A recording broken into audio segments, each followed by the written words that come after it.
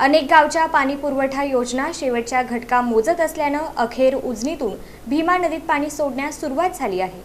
अनेक गावच्या पाणी पुरवठा योजना शेवटच्या घटका मोजत होत्या, त्यामुळं उजनीतून भीमा नदीत पाणी सोडावं अशी मागणी शेतकरी संघटना, आमदार, खासदारांनी सातत्यानं केली होती। यावर पालकमंत्री जयकुमार गोरे यांनी काही दिवसांपूर्वी आकस्मिक टंचाईची बैठक घेतली होती।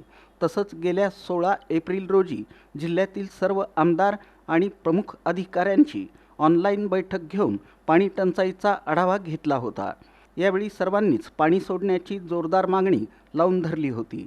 याचं गांभीर्य ओळखून पालकमंत्री जयकुमार गोरे यांनी मुख्यमंत्री देवेंद्र फडणवीस आणि जलसंपदा मंत्री राधाकृष्ण विखे पाटील यांची परवानगी घेतली। त्यामुळं उजनीतून भीमा नदीत पाणी सोडण्याचा निर्णय झाला। गुरुवारी रात्रीपासून पाणी सोडण्यास सुरुवात झाली।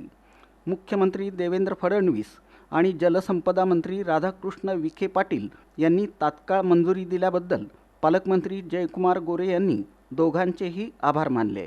त्यामुळं जिल्ह्यातील नागरिक, ग्रामस्थ आणि पशुपालकांनी आता सुटकेचा श्वास सोडला आहे।